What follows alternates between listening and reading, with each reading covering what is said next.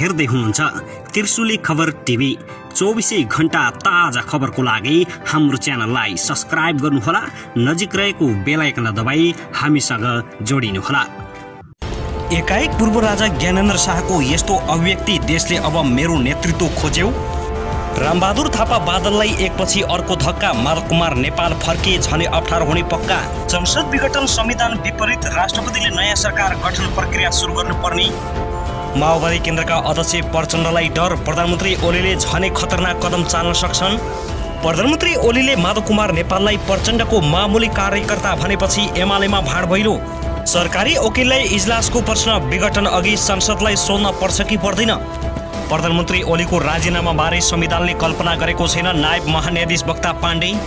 शिक्षा मन्त्री कृष्ण गोपाल श्रेष्ठको राजीनामा माग गर्दै हेटौडामा प्रदर्शन। नयाँ पुस्तालाई कृषिमा आकर्षित गर्नु अहिलेको आवश्यकता भएको माधव कुमार नेपालको टिप्पणी। र साँझपख प्रधानमन्त्री ओलीको यति ठुलो घोषणा, अब सङ्कटकाल लाग्ने कि राजा आउने? अब हेर्नुहोस् पुरा समाचार।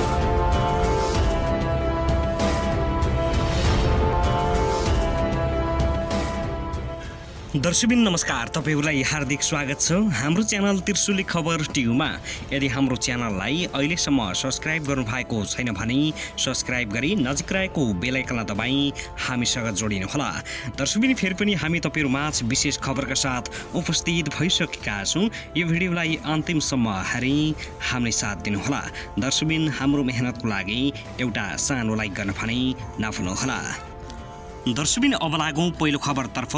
पूर्व प्रधानमन्त्री माधव कुमार नेपालले किसानको अधिकार सुनिश्चित गरी नयाँ पुस्तालाई कृषिमा आकर्षित गर्नुपर्ने बताएका छन्। धान दिवसको अवसरमा आज शुभकामना सन्देश जारी गर्दै नेपालले यस्तो बताएका हुन्। असार महिनालाई मानो रोपेर मुरी उब्जाउने महिनाको रूपमा लिने गरिन्छ। नेपालको प्रमुख खाद्य बाली धान नेपालको इतिहास, सभ्यता, संस्कृति र जीवनयापनको अभिन्न अङ्ग रहेकाले असार 15 अर्थात् राष्ट्रिय धान दिवसको विशिष्ट महत्त्व छ। किसान अधिकार सुनिश्चित गर्ने, नयाँ पुस्तालाई कृषिप्रति आकर्षित गर्ने, कृषिमा आधुनिकीकरण गर्दै निर्वाहमुखी अवस्थाबाट व्यावसायिक उत्पादनतर्फ अघि बढ्नु अहिलेको आवश्यकता रहेको नेपालले बताएका छन्। त्यस्तै माधव कुमार नेपालले समयमै मलबिउ उपलब्ध गराउन सम्बन्धित निकायको ध्यान आकर्षण समेत गराएका छन्। उनले भनेका छन्, समयमै मलबिउ उपलब्ध गराउने, राहत सहुलियत र अनुदान उपलब्ध गराउने जस्ता किसानहरूले उठाउँदै आएका मागहरू सम्बोधन गर्दै कृषि क्षेत्रको रूपान्तरणका लागि हामी सबैको सार्थक पहल आवश्यक छ। दर्शकबिन त्यसैगरी नेकपा माओवादी केन्द्र परित्याग गरी एमाले प्रवेश गरेका रामबहादुर थापा बादललाई एकपछि अर्को गरेर धक्का लागेको छ। नेकपा हुँदा उनी माओवादी केन्द्रको तर्फबाट गृहमन्त्री बनेका थिए। उनलाई अध्यक्ष पुष्पकमल दाहालकै जोडमा गृहमन्त्री बनाइएको थियो। एमालेसँग एकता गर्नुभन्दा केही पहिले मात्रै उनी माओवादी केन्द्रमा प्रवेश गरेका थिए। लामो समय प्रचण्डसँग टाढा रहेका बादल पछि प्रचण्डकै नेतृत्वमा रहेको नेकपा माओवादी केन्द्रमा प्रवेश गरेका हुन्। प्रचण्डले एमालेसँग पार्टी एकता गर्दासम्म बादल माओवादी केन्द्रमा दोस्रो ओरियतको नेता थिए। दाहालले बादललाई नै गृहमन्त्री बनाउने प्रस्ताव ओली सामु गरेका थिए। सुरुमा बादललाई उप प्रधानमन्त्री सहित गृहमन्त्री बनाइदिनु पर्ने दाहालको प्रस्ताव थियो, तर दाहालको प्रस्तावमा प्रधानमन्त्री केपी शर्मा ओली सहमत भएनन् र ओली सरकारमा लामो समयसम्म ईश्वर पोखरेल मात्रै उप प्रधानमन्त्रीको जिम्मेवारीमा रहिरहे। नेकपा भित्रको अन्तरसङ्घर्षमा बादल सुरुमा तटस्थ बसेका थिए, तर जब कित्ताकाट हुने अवस्था आयो उनी खुलेरै प्रधानमन्त्री ओलीको साथमा उभिएका थिए। दाहालको यो कदमले पूर्व माओवादी केन्द्रका नेता कार्यकर्ता मात्रै नभएर पूर्व एमाले पङ्क्ति पनि झस्किएको थियो। पुष 5 गतेको पहिलो संसद विघटनदेखि दोस्रो पटकसम्म आइपुग्दा बादल ओलीको मुख्य सारथीको रूपमा उभिए। खास गरी ओलीले पुष 5 गते संसद विघटन गर्नु अघिल्लो दिन अर्थात् पुष 4 गते प्रचण्ड वामदेवदेखि पुल्चोक स्थित मन्त्री क्वार्टर पुगेर बादलसहित केही मन्त्रीहरूलाई भेटेका थिए। ओलीले सो दिन आफूलाई साथ दिने कि प्रचण्डलाई कित्ता किलन गर्न भनेर बादललाई सोधेका थिए। बादलले प्रधानमन्त्री ओलीको बोली भोइमा खस्न नपाउँदै ओलीकै साथमा उभिने जवाब दिएको जानकारहरूले बताएका छन्। तर पछिल्लो केही महिना यता भने रामबहादुर थापा बादल न त माओवादी केन्द्रका भएका छन् न त एमालेका नै भएका छन्। माधव कुमार नेपाल फेरि पुनः पार्टीमा फर्कियो भने उनको राजनीतिक सखाप हुनेछ। दर्शकबिन त्यसैगरी अब लागौँ अर्को खुसीको खबरतर्फ। पूर्व राजा ज्ञानेन्द्र शाहले देशले अब मेरो नेतृत्व खोज्यो र म नेतृत्व लिन तयार छु भनेको कुरा सार्वजनिक भएको छ। त्यसैले देशमा ठूलो तरङ्ग ल्याउन त सकेन, तर केही महत्त्वपूर्ण प्रश्न भने खडा गरेको छ। क्रियाशील कि संवैधानिक राजतन्त्र? एउटा प्रश्नको उत्तर राष्ट्रिय प्रजातन्त्र पार्टीले आफ्नो घोषणापत्रबाट दिन खोजेको छ।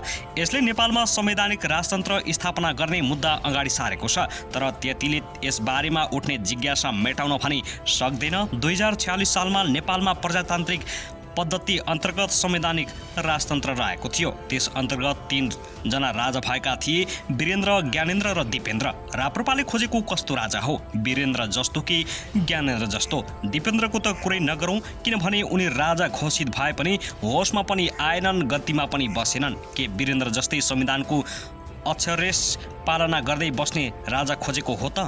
अथवा आफै शासन चलाउन सक्छु भन्ने ज्ञानेन्द्र जस्तो राजा खोजेको हो त? राप्रपा अझै पनि प्रश्न भएको छैन, तर नेपालीहरू यस विषयमा स्पष्ट हुन चाहेका छन्। साँच्चीकैको संवैधानिक राजा आउने भए उसले नेतृत्व लिन सक्दैन, नेतृत्व लिन र दिन सक्ने राजा आउने भए ऊ संवैधानिक हुन सक्दैन। नेतृत्व दिने राजा पनि संवैधानिक हुन त सक्छ, तर त्यसका लागि 2019 सालको संविधानलाई बिउझाउनु पर्ने हुन्छ। राप्रपाले त्यसो गर्न खोजेको त अवश्य होइन।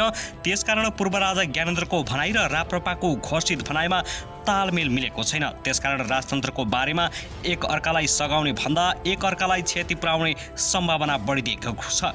आसन्न चुनावबाट राजनीतिक स्थायित्व आउने भए यो प्रश्न उठ्दैन थियो होला। जस्तै राजनीतिक ध्रुवीकरण भए पनि स्थायी सरकार बन्ने सङ्केत छैन। गणतन्त्रकै कारणले यो प्रश्न उठेको होइन। यस प्रथा अन्तर्गत राजाको ठाउँमा एउटा राष्ट्रपति राखिएको छ। के यस पद्धतिमा प्रधानमन्त्रीले जे भए पनि या जे गरे पनि राष्ट्रपतिले मान्न कर लाग्छ? दर्शकबिन त्यसैगरी नायब महान्यायाधीश वक्ता पद्मप्रसाद पाण्डेले संविधानले दलविहीन व्यक्ति प्रधानमन्त्री बन्ने परिकल्पना नगरेको जिक्र गरेका छन्। प्रतिनिधि सभा विघटनको मुद्दामा मंगलबार सर्वोच्च अदालतको संवैधानिक इजलासमा सरकारका तर्फबाट बहस गर्दै पाण्डेले यस्तो दावी गरेका हुन्। दलीय व्यवस्थामा दलविहीन अवस्थामा राष्ट्रपतिको कार्यालयमा गएर हस्ताक्षर बुझाएर बहुमत नपुग्ने उनको दावी छ। निर्वाचनमा जाँदा पार्टीको नामबाट जाने, अहिले पार्टीलाई साथ नदिने भनेर विपक्षी दलको सदस्यलाई प्रधानमन्त्री बनाउँछु भनेर हुँदैन। बहसमा सहभागी भएका पाण्डेले भने दलीय व्यवस्था भएको देशमा दलको अवमूल्यन गर्न पाइँदैन। नेपालको संविधानमा दलीय व्यवस्था छ। पार्टीलाई विश्वास गरेर मत दिएका सर्वसाधारणको मतको दुरुपयोग र अपमान गर्ने अधिकार कसैलाई छैन। दलीय व्यवस्थामा प्रधानमन्त्रीले विश्वासको मत पाउँदिन भन्ने हेक्का राखेरै ओलीले विश्वासको मत नलिएको समेत उनको भनाइ थियो। प्रधानमन्त्रीले विश्वासको मत पाउँदिन भन्ने त पक्का थियो। उनले भने विश्वासको मत नपाउने अवस्था भएपछि विघटन गरिएको उनले बताएका छन्। विश्वासको मत नपाउने अवस्था भएपछि प्रधानमन्त्रीले विश्वासको मत नलिई प्रतिनिधि सभाको विघटन गरेको पाण्डेले बहसका क्रममा बताएका हुन्। नेपालको संविधान 2072 को धारा 76 को उपधारा 5 मा संसदमा बहुमत जुटाउन सक्ने आधार प्रस्तुत गर्ने प्रतिनिधि सभाको सांसदलाई प्रधानमन्त्री नियुक्ति गर्न सक्ने व्यवस्था छ। सोही बमोजिम 149 जना सांसदको हस्ताक्षर सहित प्रधानमन्त्रीमा शेरबहादुर देउवाले दावी पेश गरेका थिए, तर राष्ट्रपति विद्यादेवी भण्डारीले उनको योग्यता नपुग्ने भन्दै दावी खारेज गरेपछि प्रधानमन्त्री ओलीले प्रतिनिधि सभा विघटनका लागि सिफारिस गरेका हुन्। त्यस लगतै जेठ 8 गते राति राष्ट्रपति भण्डारीले संसद विघटन गरेकी थिइन्। दर्शकबिन त्यसैगरी नेकपा एमालेका प्रवक्ता तथा पूर्व परराष्ट्र मन्त्री प्रदीप कुमार गेवालले प्रधानमन्त्री केपी शर्मा ओली नेतृत्वको सरकारले मुलुकलाई गएका केही वर्षमा नयाँ उचाइमा पुर्याएको बताएका छन्। मंगलबार राष्ट्रिय धान दिवसको उपलक्ष्यमा भक्तपुरमा आयोजित रोपाई कार्यक्रममा बोल्दै गेवालले ओली नेतृत्वको सरकारले मुलुकलाई केही वर्षमा नयाँ उचाइमा पुर्याएको बताएका हुन्। प्रधानमन्त्री ओली नेतृत्वको सरकारले गएका केही वर्षमा मुलुकले नयाँ दिशा, नयाँ उचाइ र नयाँ एउटा गति प्राप्त गरेको छ। उनले भने कुनै बेला हिंसाको यस्तो बिगबिगी थियो, कुनै समयमा हिंसाका कारण मानिसहरू बोल्न नसक्ने अवस्था रहेको थियो। आफ्नै घरबाट कोही मान्छेलाई अपहरण गरेर हत्या गरिदा समेत सुरक्षा निकायमा गएर उजुरी दिन नसक्ने र चन्दाको धम्की दियो भने आफै पोको पारेर चन्दा लगेर बुझाइदिने र कसैले मागेन भने म त ब्ल्याक लिस्टमा पो परेछु क्या र भन्ने 1 लाखको एउटा डरलाग्दो अवस्था थियो। तर प्रधानमन्त्री ओली सरकारले त्यस विरुद्ध लगातार प्रतिवाद गरेर मुलुकलाई शान्ति प्रक्रियामा ल्याएको गेवालले दाबी गरेका छन्।